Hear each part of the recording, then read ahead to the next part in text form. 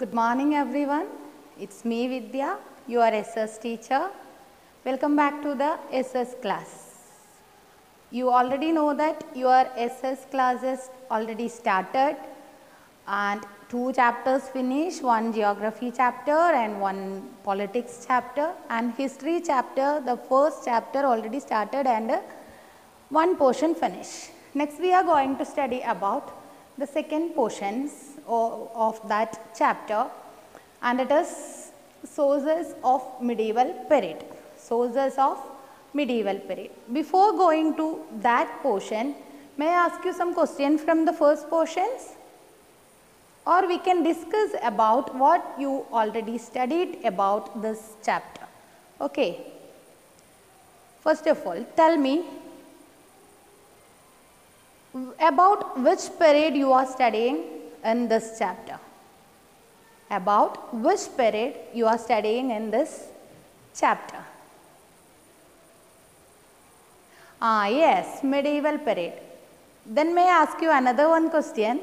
See, our Indian history is divided into 3 periods. You already know that our Indian history is divided into 3 periods, and which are they? Can you answer me? Which are they? Yes, ancient period, medieval period and modern period. 3 periods are there for our Indian history. It is ancient period, medieval period and modern period. Understood all of you? Then here in 7th standard your history chapters are starting with the medieval period, and you know that which period is known as medieval period. It is 8th to 18th century.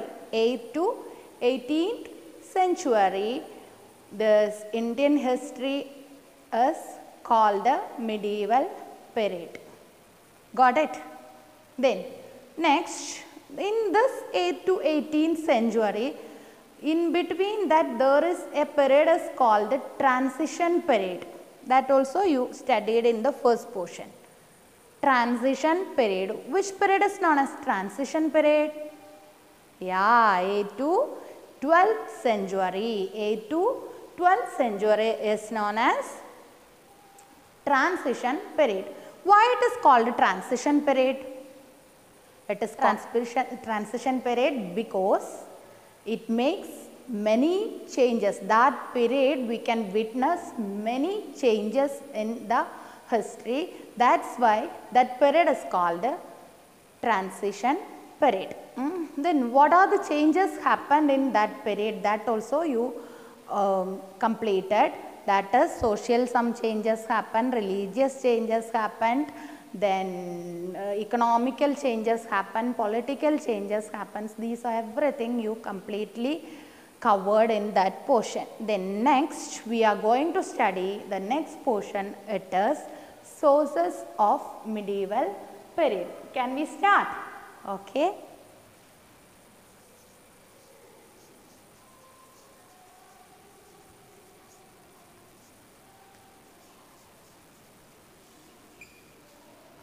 Sources of medieval period. Sources of medieval period.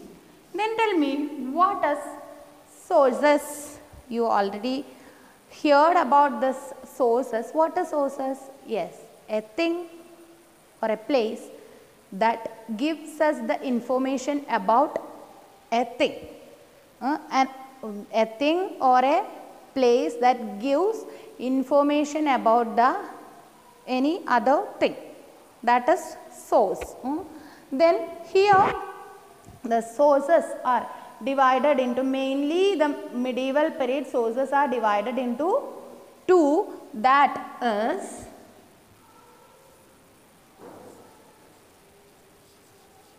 literary sources and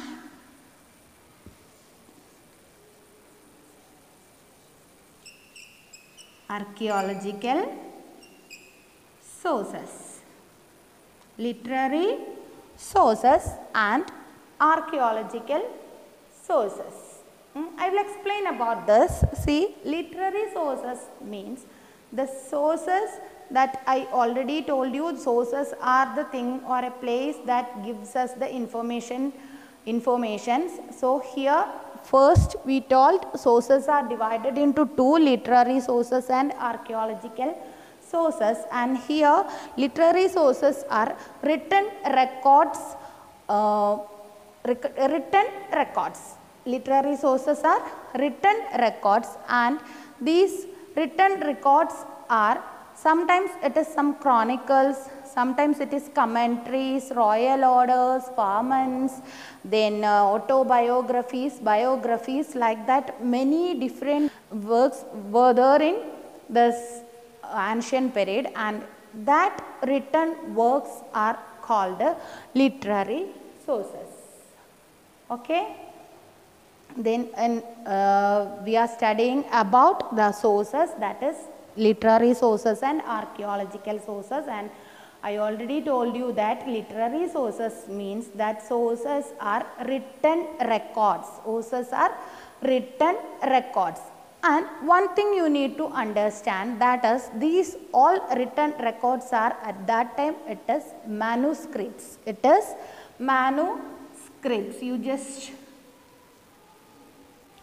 check this word manuscript. Manuscript means it is handwritten. It is handwritten works. Manuscripts means it is handwritten works. Then handwritten works, and these handwritten works are preserved in archives. These handwritten works are preserved in archives. Archives means it is the place where this handwritten records kept. Archives means the place where the handwritten records kept. And we told literary works means it is written records, and most of the written records are handwritten, and it is called manuscripts, and these manuscripts are kept in a archive.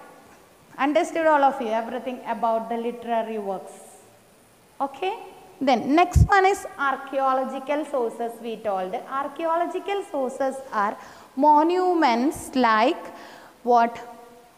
Monuments like palaces, buildings, then coins, inscriptions, etc. These archaeological sources are monuments like palaces, temples, buildings, utensils, coins, then weapons, like that, different thing. That all the monuments together called archaeological sources, and all the written works together called literary sources. Next we can, all of you understood all these things? And again I need to say, no, you understood. You already studied most of the things, I think. So, sources of medieval period is divided into two, literary sources and archaeological sources. Literary sources include written works, and most of the written works are manuscripts, and manuscripts means it is handwritten records, and these handwritten records were kept in archives. Got it all of you? Next we can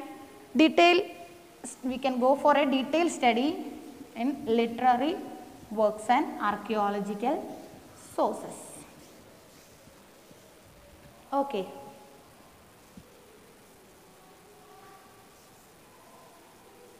Literary sources. We already told it as written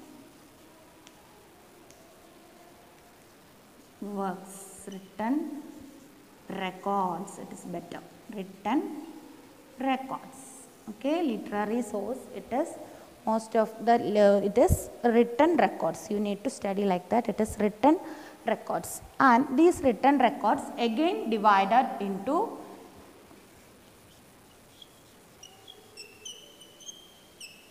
indigenous and foreign. Indigenous records and foreign records. What is that? Indigenous and foreign. Yes, indigenous means it is written in our country itself, or it is written by the people in our country, and foreign records means it is written from other country, but it is explained about our country. In that records there is many explanation about our country.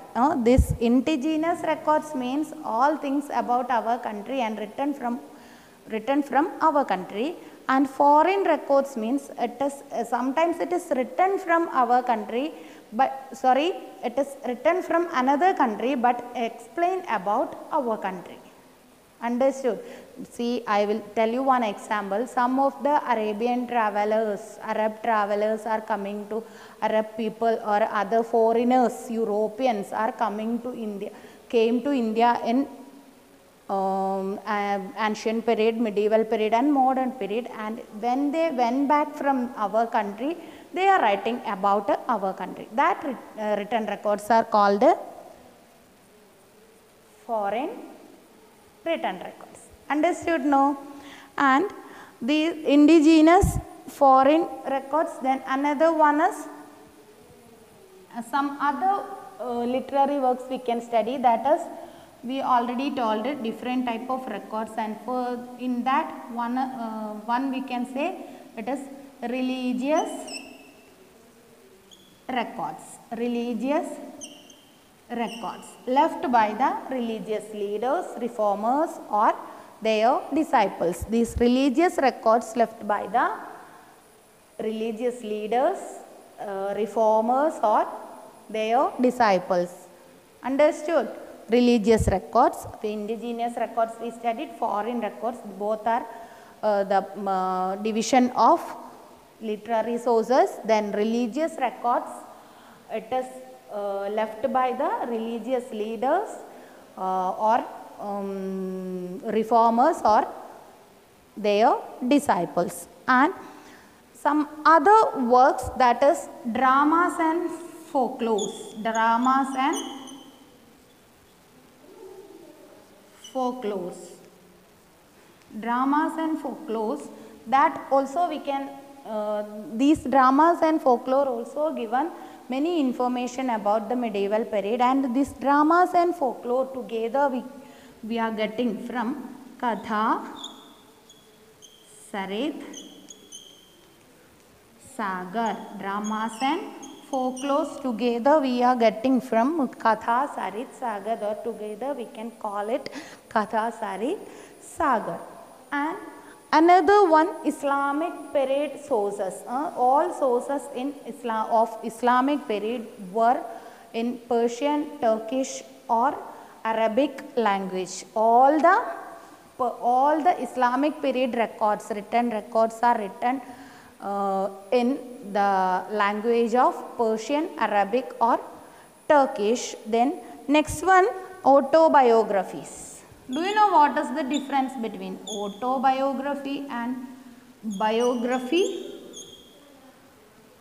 Yes. Who told that? Very good. See, autobiography and biography. These all are we are telling about the literary works, autobiography and biography. What is the difference? Yes, autobiography is writing the person himself about him. But biography is writing a person about another one. It is autobiography and a biography. Autobiography means it is his story, or one person is writing his story about himself, and the biography means about a person another one person is writing. That is biography. You already know that all things. Then here autobiography and biography. Some of the autobiographies, example for autobiographies are Babur, he wrote about himself in Tusuk-i-Babari. Tusuk-i-Babari, that is his autobiography's name. Babur, he was the Mughal emperor and he wrote himself about in his by autobiography. that is Tuzuk-e-Babari, and Jahangir. He was also one famous Mughal emperor, and he also written about himself, and he also written an autobiography, and it is called Tuzuk-e-Jahangiri. Tuzuk-e-Jahangiri. So, you are studying means the example of autobiographies, that is two. First one is Tuzuk-e-Babari. It is written by Babar himself, and the Tuzuk-e-Jahangiri, it is written by Jahangir. They both are very famous Mughal emperors. Then another one we told biography. So biographies are Tariq-e-Firoz Shahi. It is written by Bharani. Tariq-e-Firoz Shahi. It is written by Bharani, and Abul Fazl is written Ain-e-Akbari. Abul Fazl written Ain-e-Akbari, and Munda Kabul Tariq by Badauni. Munda Kabul Tariq by Badauni. These three are biographies written by different writers. Okay, autobiographies we told Babar's and Jahangir's autobiographies, that is Tuzuk-e-Babari and Tuzuk-e-Jahangiri, and biographies Tariq-e-Firoz Shahi by Bharani, and Ain-e-Akbari by Abul Fazl, and Munda Kabul Tariq by Badauni. These are autobiographies also. See, I understood that by seeing your face, I can understand that how I will study these all names. See, you just read your textbook 2-3 times or 5 times, then what will happen? 5 times you can read the textbook, then you can understand all these words easily, and you can study all these names easily. Okay, 2-3 times you read it, then itself it will be familiar to you. Okay, don't worry about that. Read the textbook many times, it is better. Then you can study all these words. Then next, another important some works in literary works, that is Prithviraj Razo, written by Chand Bardai. Prithviraj Razo, it is written by Chand Bardai, and Bilhana, written Vikrama Deva Charida, and Kalhana, written Raja Tarankini, and many royal orders and farmers from our Mughal emperors like Jahangir and Aurangzeb also was there in the archives as sources. Okay, royal orders and farmers. Royal orders, you already know that what all orders these kings are giving to the commons or the people, that is royal orders, and farmans means it is grants or permission given to the people. That is grants or permission given to the people, that is farmans. And these also many royal orders and farmans from this Mughal empires like Jahangir and Aurangzeb also was there in the archives as sources. Understood all of you? Okay, one more time we can say this. Literary sources. Literary sources, you already know that it is written records, and it is manuscripts, means handwritten records, and it is kept in the archives. Then these literary sources divided into indigenous and foreign, and here indigenous means the people, those who are there in our country, us writing about our country, and foreign records, some of the foreign travelers or foreign people came into India and they written about India, that is foreign records. And another one literary sources, religious records, and religious records are left by the religious leaders or reformers or their disciples, and some of the other literary works are works we were getting from this Katha Sarit Sagar. It is dramas and folklore. Dramas and folklore together we are getting from Katha Sarit Sagar, and another one we told autobiographies and biographies. Autobiographies we told, example for autobiographies we told two, that is one is Babar written and another one is written by Jahangir. It is Tuzuk-e-Babari from Babar and Tusuk-e-Jahangiri by Jahangir. Then next one we told about another some written works, that is Prithviraj Razo. It was written by Chand Bardai. He was a court poet in the Prithviraj's court. And then next one Vikramadeva Charida. It was by Bilhana. And the next one Rajatarangini. Rajatarangini written by Kalhana. It is easy to study, Bilhana and Kalhana. Okay. Then next last we told about some of the literary works that is that we are getting from the archives, and it is some royal orders and firmans from the Mughal empire's court, mainly from Jahangir and Aurangzeb. All of you understood up to this much portion? Got it? So can we move to the next source? Archaeological sources. Okay, we can move to archaeological sources.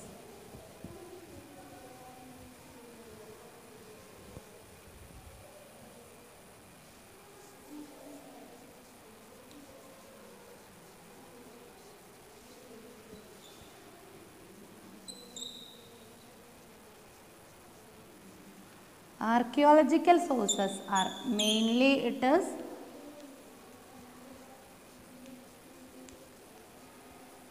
monuments. Mainly it is monuments. And what are the different monuments we already told? Yes, it is buildings, palaces, temples, coins, inscriptions, then weapons, like that, different things.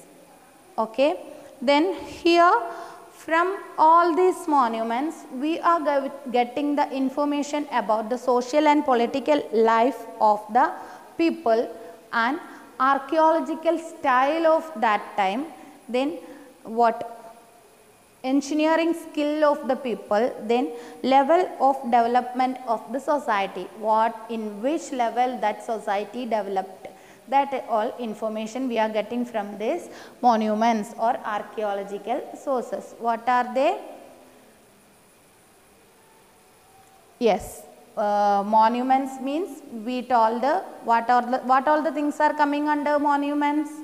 Yes, buildings, palaces, then inscriptions, coins, utensils, weapons, ornaments, then temples, etc.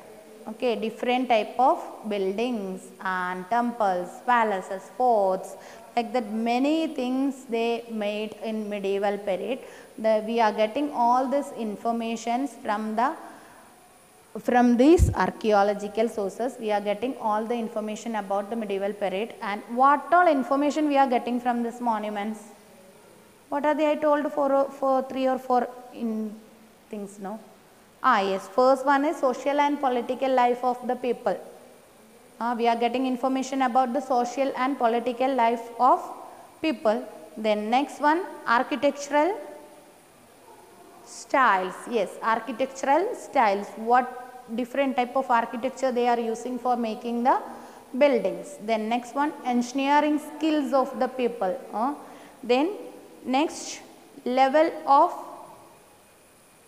development of the society. These all informations we are getting from the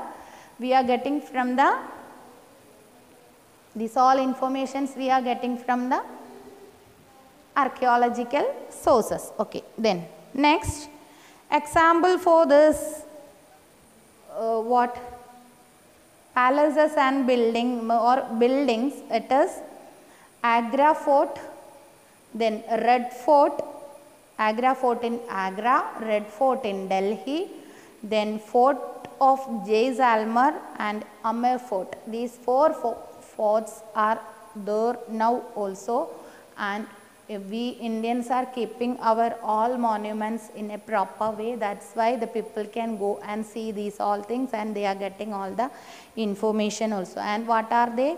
You can see the pictures in pictures here. You just look that Agra Fort of Agra, Red Fort of Delhi, then Amer Fort and Fort of Jaisalmer. These all things we are getting from, we can see in these all places. Now also it is there, you can go and see these all things. Okay, then next we are going to study about temple archaeology. Temple archaeology. Temple archaeology, nothing is there. The buildings are made, we can see all the skills of that times engineers in the temple archaeology. Here we can we need to study two important temples, that is Brihadeshwara temple at Tanjavur and Sun temple at Konark. These two temples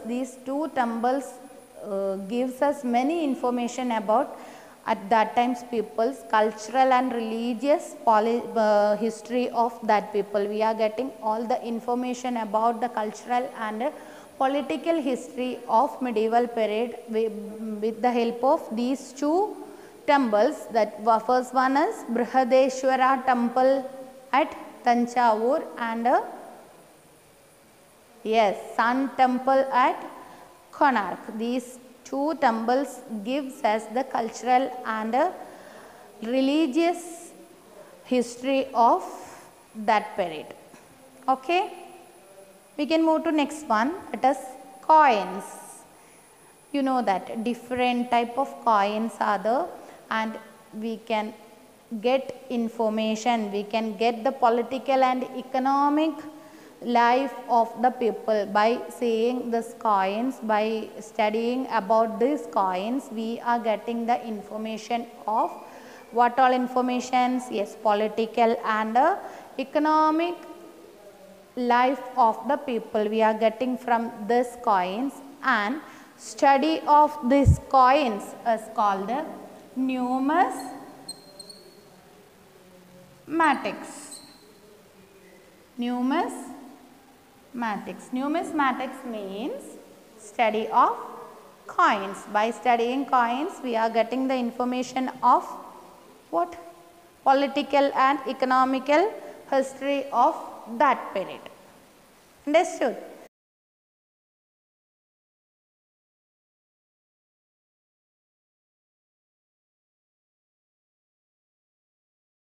Then next we can move to inscriptions. Move to inscriptions.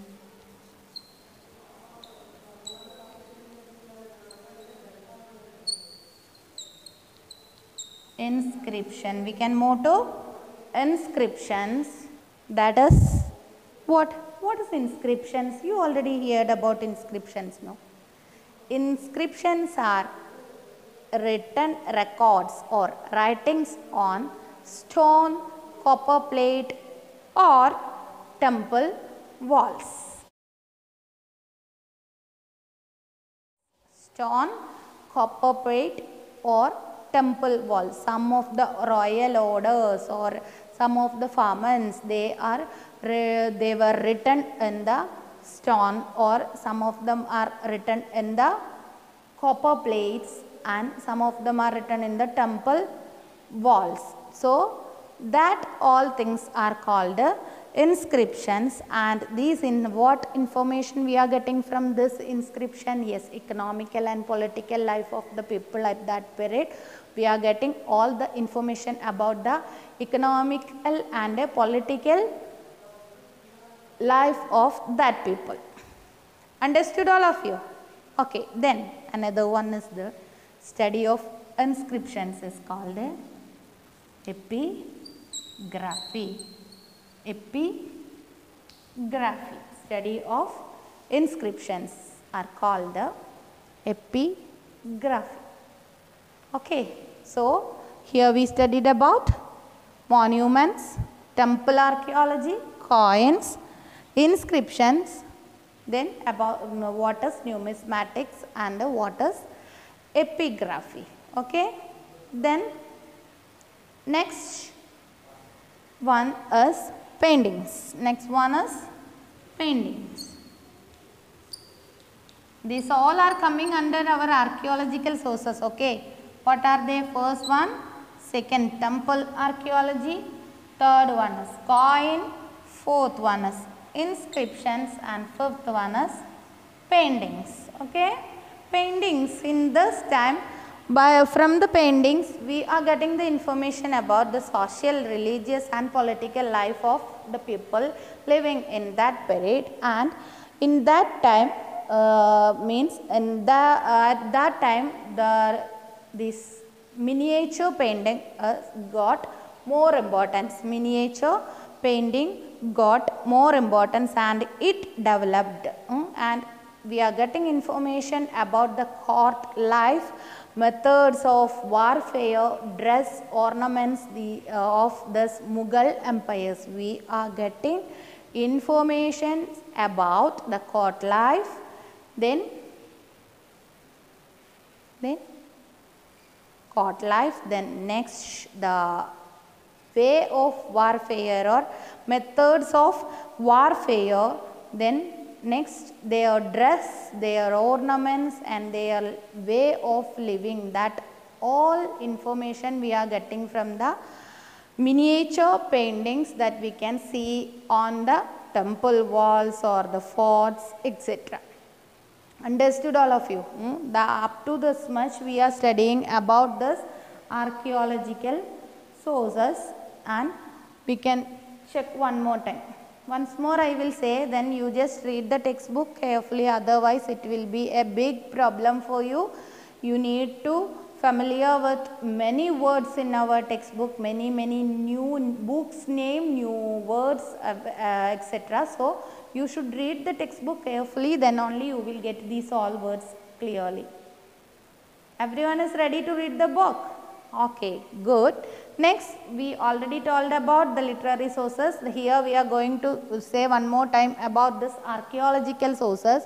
First we told the monuments. Monuments are all the things that is coming under the archaeology. All the monuments are coming under the archaeological sources, and here monuments, the different monuments are palaces, forts, buildings, coins, inscriptions, weapons, ornaments, like that all things. Okay, and here this monuments gives us the social and political life of the people. So gives us the information about the social and political life of the people. Then architectural style of their buildings, then engineering skills of the people, then last one we told the level of development in the society. All these things about all these things we are getting information from this monuments. Understood?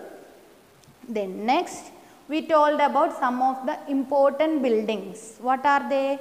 Agra Fort in Agra, then yes, Red Fort in Delhi. It is familiar for everyone, I think. Yes, Red Fort of Delhi, then Fort of Jaisalmer and Amer Fort. These four forts are the example of the buildings in the medieval period. Then after that we told about the temple archaeology, and we told about two important temples of that time, and from that temple we are getting the information about the cultural and religious life of the people.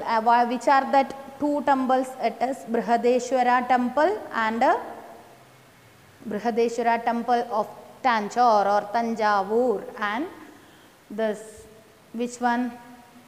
Yes, Sun temple from Sun temple of Konark. Okay. Then next we studied about the coins and different coins also, you saw that at that time. Then these coins gives us political and economic life history of the people at that time, and the study of coins is called numismatics. Then next we told about inscriptions, and inscriptions are writings on the stone surface, copper plates and temple walls.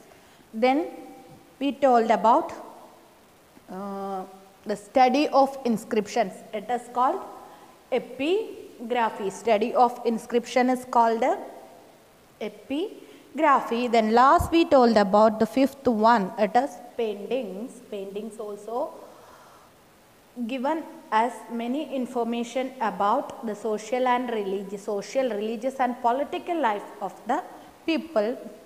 And a different type of painting was developed at that time, and it is called a miniature painting, and about court life of the Mughal emperors, about their warfare and about their dress, ornaments, etc. We are getting all information from this miniature paintings. All of you understood the class? So we told about the sources of medieval period. Sources are divided into literary and archaeological, and in literary works we completed all the literary works, but one more is there that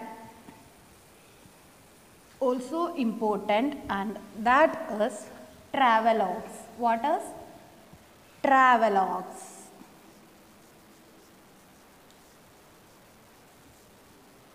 Travelogues are the written records. It is coming under literary sources, and these travelogues are written records by the people from outside and in our country.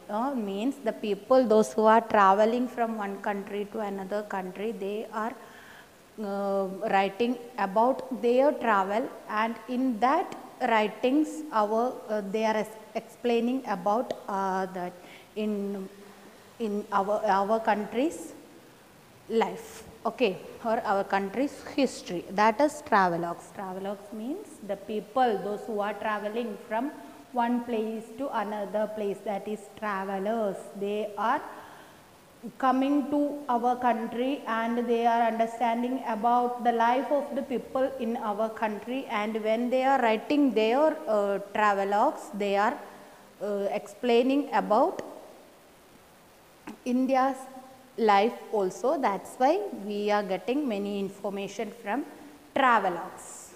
Understood? So travelogues are the writings of travelers. Okay. Then here we are studying about some people, that also some difficult names, but you just read, you will get. It is very easy to study, you don't worry about that, you will get. Okay. And here first we are studying about in travelers Ibn Battuta. Ibn Battuta, he was a Moroccan traveler, and his book is Rihla. His book is Rihla. He was a Moroccan traveler, and his book is Rihla. In that book he was telling about whom? No, Muhammad bin Tughlaq. He was a Delhi Sultanate king, and we are going to study about this Delhi Sultanate and Mughal Empire. Then at that time you can again recall these memories, then you will understand very easily. And it is Ibn Battuta who was written Rihla, whose book is Rihla, and he explained about whom? Muhammad bin Tughlaq. Then next one is Abdur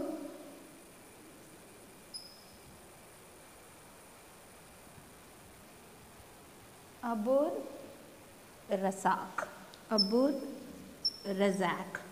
Next person is Abur Razak, and he written about Vijayanagara kingdom. It is a famous Hindu kingdom in medieval period, Vijayanagara, and thus Abu Razak, who written about Vijayanagara kingdom. Then next persons, they are from Europe, European travelers, and that European travelers are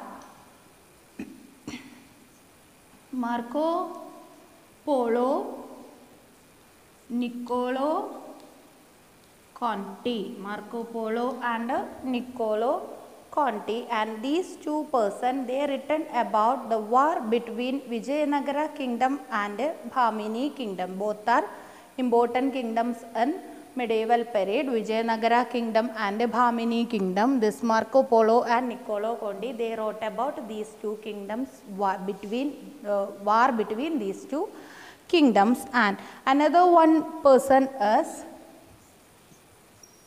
Ralph Fitch. Ralph Fitch, he is also a European traveler, and he wrote about Akbar's court. He wrote about Akbar's court. Akbar is also one famous king and emperor of Mughal empire. Then next about 2-3 person is telling, that is 2-3 travelers, they also came to India and wrote about India. They are Sir Thomas Roe, then Father Xavier, and Captain William Hawkins. These all people came to India. They are travelers, and they came to India and write about in India in their books. And important one is Ibn Battuta. He wrote about Muhammad bin Tughlaq in his book Rihla. And another one person is Abu Razak. He wrote about whom? Vijayanagara kingdom. And Marco Polo and Niccolo Conti, Ralph Fitch, they are European travelers. Not only they, the other 3 people I told, no, Sir Thomas Roe, Captain William Hawkins, and Father Xavier, they all are European travelers. And Marco Polo and Niccolo Conti wrote about the war between Bhamini kingdom and Vijayanagara kingdom, and Ralph Fitch told about or wrote about Akbar's court. Okay, and these are the main sources, literary sources or main travelogues written by the travelers about our India. Okay, so you got it, today's class, I think. Understood everything about today's class. We told about the we told about the sources of medieval period. It is literary and archaeological sources, and we explained I explained to you all the literary sources and archaeological sources. Hope you all understand the class. See you next class. Thank you.